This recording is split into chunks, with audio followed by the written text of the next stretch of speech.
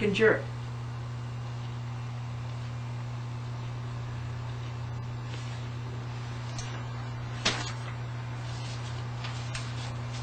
We are on page 51.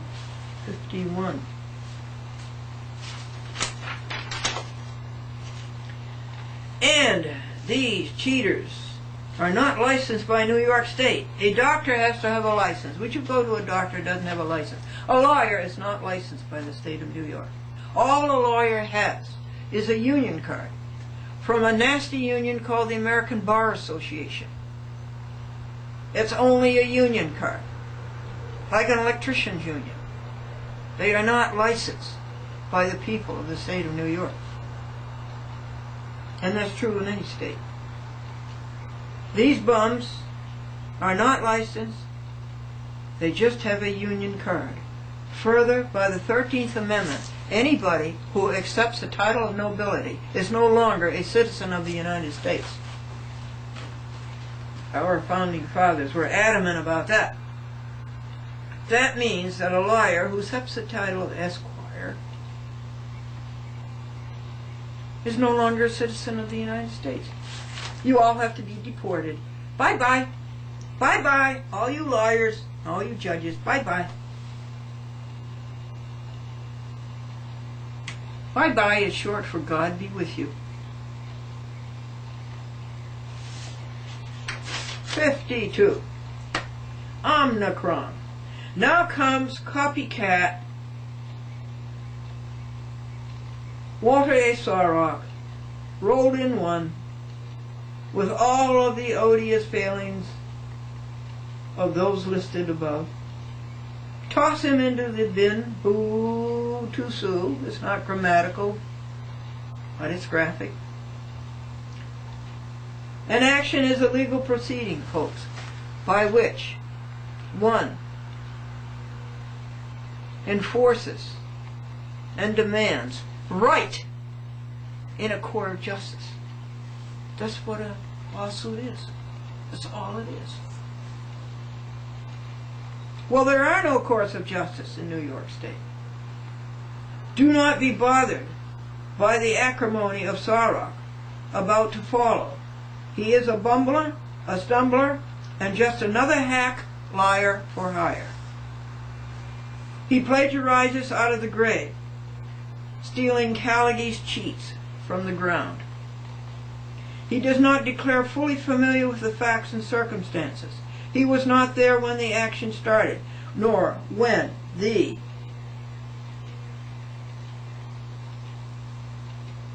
Toman dishonor unfolded nearly 2 years ago. Everything he tells you is hearsay. He is an impostor with no Carmody weight proof of authority to represent. So, he doesn't represent. Now, here is his first page.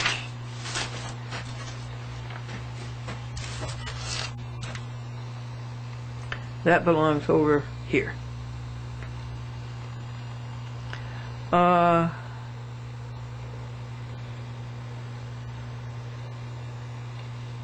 This is still on appeal from the Phillipstown Court, Stephen G. Toman.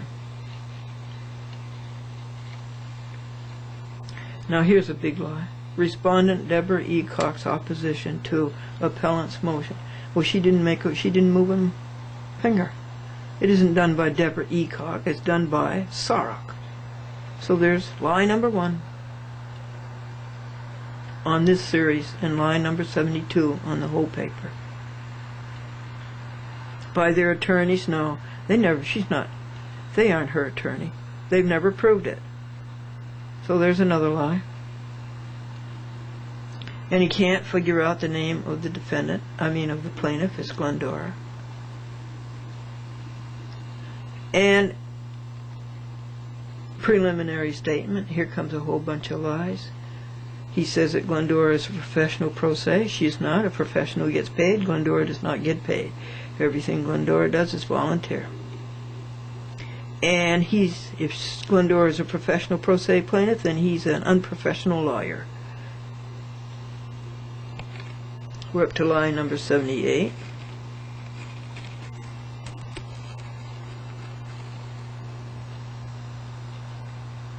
in his ad hominem, inflammatory, telling how Glendora sues judges, well, sure. It ought to teach you judges forthwith a lesson, that if you don't do justice, you're going to get sued. Then he goes back to the United States Supreme Court and lies that there were no dissensions. There were. Kennedy dissented. So here on his first page, how many lies do we have? 10 or 12, adding up to 81 so far in the whole paper.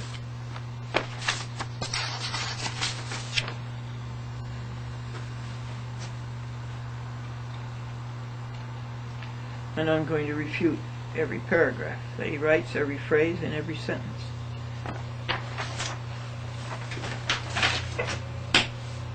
Glendora's frivolous claims, that's lie 82, have been directed against CSC Holdings Incorporated, that's lie 83. Glendora never sued CSC Holdings Incorporated, she sued Cablevision Systems Corporation, and its officers and employees in connection with Glendora's public access cable television program, A Chat with Glendora. A, SAROC does not know that law, federal, state, municipal, is not frivolous. B, remember SAROC is a latecomer, not familiar with the facts and circumstances. This is all hearsay that he's telling you. And U is Rudolph, Angio, Little, McCabe, Tannenbaum, Lippmann, and LaCava. It is hearsay within hearsay, federal rules of evidence. God wants a record made of SAROC deviousness, and this is Patriots' Day, and we are being a patriot, exposing the treason on America, these judges, lawyers, and clerks. SAROC says, in order to take advantage of local public access, a producer such as Glendora must either be a resident of the service area or have a sponsor who resides in the area. Says Glendora, who says, what is your statutory authority? Give me a law. Its absence is glaring. SAROC says Glendora has now resorted to suing for an alleged breach of contract private individuals such as Deborah Eacock, who signed on to act as her local sponsor but opted not to renew the sponsorship. Yeah, but when did she do that? This happens to be the point, dumb SAROC. She did it after she said she would renew. She copped out after she said she would renew. If that isn't breach of contract, what is? Are you just stupid, or are you just a plain liar? This is admission. She breached the contract. Let me read again what SAROC says. As Miss Eacock, who signed on to act as her local sponsor, but opted not to renew the sponsorship. She opted not to renew after she said she would renew. See how dirty they are? This is admission. She breached the contract, she said yes, and she went back on her word. You don't understand that, do you, Stephen Tamon? You just don't understand that. They can lie ad infinitum, but it does not change the fact. We are on page 55. Here, says SAROC, both the lower court and this court correctly held that Glendora failed to make a claim relating to Mrs. M.S. Eacock's decision not to renew her sponsorship of Glendora's television show. You can lie all you want, Appellate term and SAROC. You can lie all you want. It does not change the fact. She breached contract. And that is actionable. Judges, lawyers, clerks, Appellate all know that. You look mighty silly trying to lie out of it, like a 7-year-old. Who is paying the money for these poor real lies? Now, lie about that. SAROC is up to 88 lies in this paper. He says, as this court, meaning the appellate term, held in its decision, every change of mind is not a breach of contract. Isn't that ridiculous? That's what a breach of contract is. It's a change of mind. How can you write this stuff in broad daylight? Because that's how you can do it. Thank you for showing how stupid and dishonest and foolish this court is. I mean you, the appellate term, Rudolph, Angiolillo, McCabe, Tannenbaum, Lippman, Acaba. Thank you for showing how stupid and dishonest and foolish this court is. That is what a breach of contract is, a change of mind. And you, profligates, want a raise? State judges want a raise when they lie in broad daylight and cheat? There cannot be said to have been a meeting of the minds to the terms of the agreement at any point. Oh, yes, there can. Oh, yes, there can. Were you there? Were you there, ghostwriter, who put out this slop? Were you there? What did you wear? I mean, what did you hear? What did you see? Did you swear in any witnesses? Did you hear any evidence? Did you hear any testimony? Was there a trial? Was Ecock examined in court and cross-examined? Did Ecock ever appear in court? No. Thanks for making my expose so easy. Can you imagine this? This is coming from judges. Sarah, faced with the appellate decision, Glendora has moved for relief from the nullity papers of December 27th, 2 days after Christmas, pursuant to New York analog to Federal Rules of Civil Procedure, Rule 60B, for relief. Was this paper signed? No, it wasn't. Did any judge sign it? No. Did 3 judges sign it? No. So what is the paper? It's an nullity. Glendora's motion, which effectively is a motion to re-argue, pursuant to 22 New York Code Rules and Regulations 670, it is not.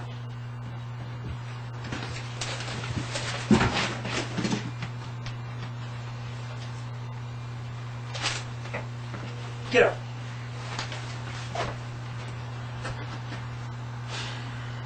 We have to stop, folks.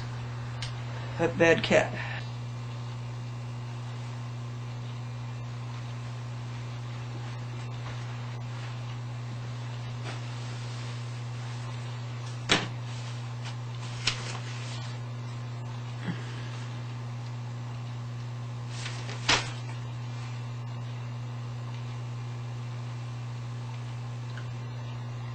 Okay, this is another lie. It was not a motion to re-argue.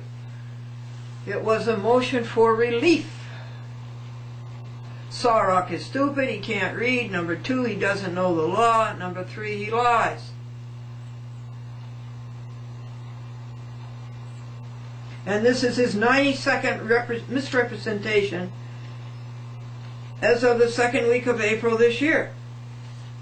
Sarok says fails to set forth any points that were overlooked or misapprehended by the court and should be denied in its entirety. This is an attempt at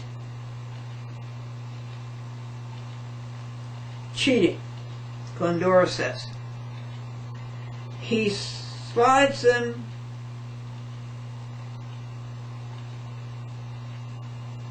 all together in phrases, in one sentence. He makes all these conclusories with no substance, with no substantial arguments, with no proof, slides them all together and runs over them and thinks he's going to get away with it. Well, he isn't. And he is caught. And this is his number 93 misrepresentation. Glendora set forth numerous points overlooked by the so-called appellate court. A euphemism. No trial is only one of them.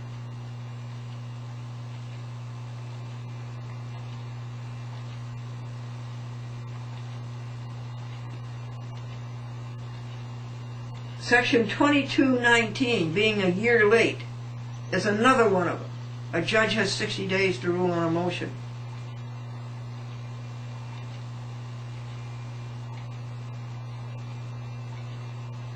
Misapprehended, quote unquote, the entire case is another lie. And Greasy Sawrock is caught. He did not get away with it. Now we come to another one, what he says, statement of facts. Well, it isn't. It's a statement of lies. And these papers are all similar to each other. He keeps saying the same thing over and over again. He always does it. He has no meritorious defense. He's trying to get paid by the pound. And he just repeats. Background: Glendora filed her complaint in Justice Court, Town of Phillipstown, County of Putnam, on or about June the 11th, 2004. Why on or about? That happens to be the date. And she alleged, and Glendora crossed out alleged, she adduced breach of contract against Miss Eacock as a result of her decision not to renew her sponsorship of Glendora's television program in her cable service area. On or about, never mind on or about, September 23rd, 2004, Ms. Eacock moved to dismiss. That's a big lie. She did nothing of the kind. McQuaid did it. Or in the alternative, for summary judgment dismissing Glendora's complaint, you cannot have a summary judgment in small claims. McQuaid, you're ignorant. Sadly, Stevens, Burke, and Jerk, you're ignorant. And Sawrock, you're ignorant. You cannot have summary judgment in small claims. You shouldn't have it in any court. So we're up to big lie number 98. And Eacock did no such thing. McQuaid did it. An intern gone the next year. If you call Sadly, Stevens, Jerk, and Dirk, they will tell you that she's no longer with the firm. Sawrock says, they responded by cross-moving to dismiss, to grant Glendora the relief sought in her complaint, and to impose sanctions. McQuaid should have been sanctioned, Toman. Eacock should have been sanctioned. Sadly, Stevens, Burke, and Burke should have been sanctioned. And you should have been sanctioned. You can't even know what small claims is all about. You know there's no extended motion practice such as you did for almost a year and a half, 2 years. You know that. And you know that there has to be a trial in small claims. If you don't know it, then step down. You're disqualified.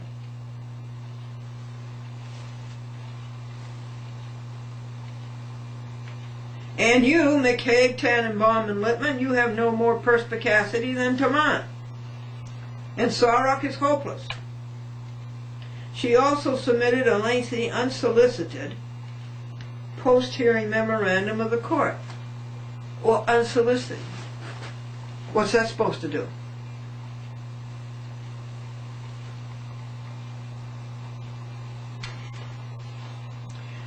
There was no hearing. It was not a hearing. It was nothing but a stupid, insipid, illegal scheduling conference. It should have been a trial.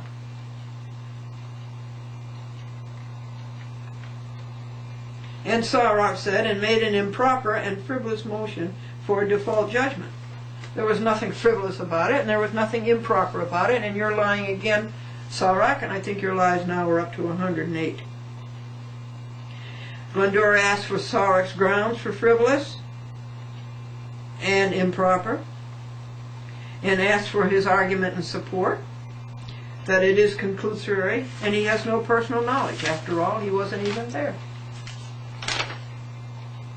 He's an imposter. Now Sawrock writes,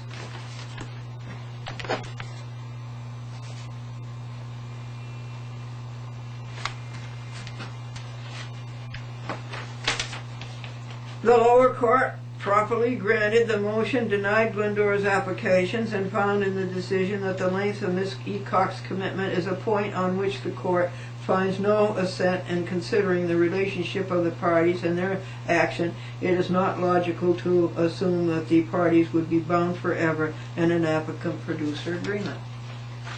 Every bit of it is a lie. You lied, Stephen G. Toman. Of Phillipstown, you lied. In fact, you lied about 7 times. Who ever said it was a commitment forever? It was for 6 months. How can you lie?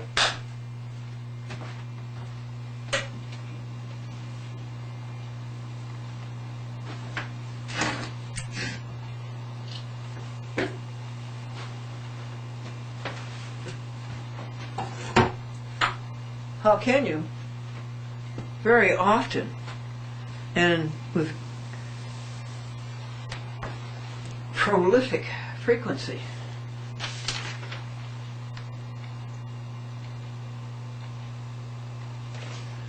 And Stephen Taman, how much does he make a year? Supreme Court justices or injustices make about $136,000 plus. And I think a town or village court gets about $70,000 or $80,000.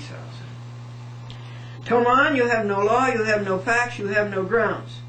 What you've done is stupid. Bound forever, quote unquote, was not even an issue. The renewal was for 6 months. And you were so crooked. And you want a pay raise?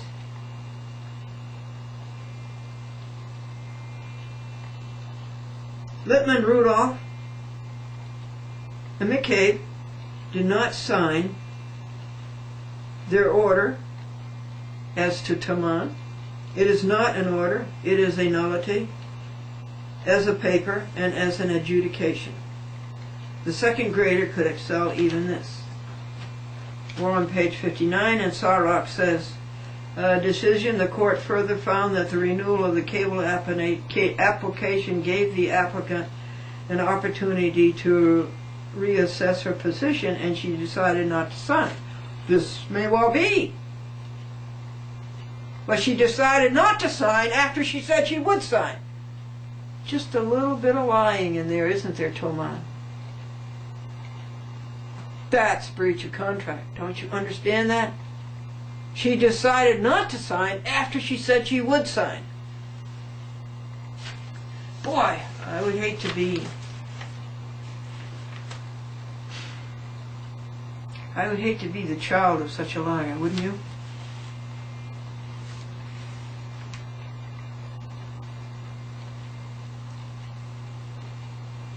An honorable thing, isn't it, Toman, to teach your children, to give your word and go back on it.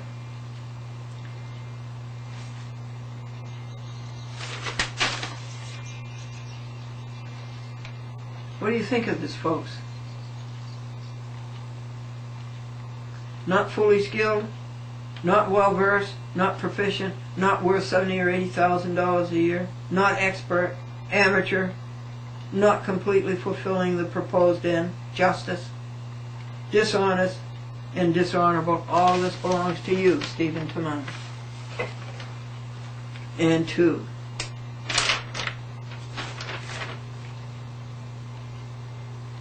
McCabe, Rudolph, and Lippman.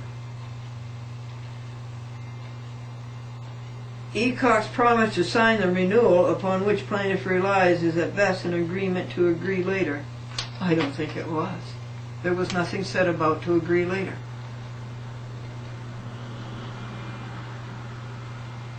I asked her to sign, she said she would sign. That's an agreement. That's the meaning of the minds. And then she decided not to sign. And that's breach of contract. Do you understand that? Is that hard to understand?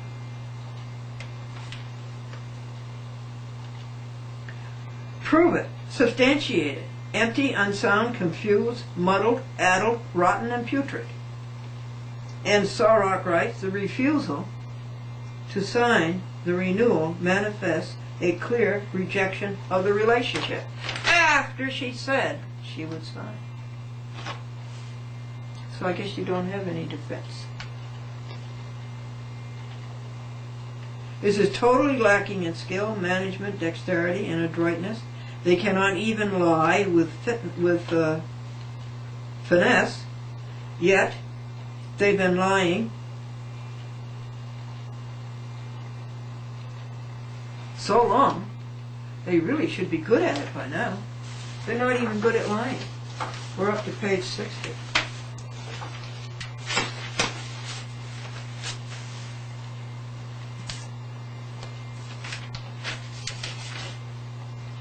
It's 12:30 p.m. We will rejoice, for the universe and its vastness is way beyond us, folks. The light that we see from the stars has been traveling millions of light years, they say, and light travels at 186,000 miles per second, goes around the globe in 24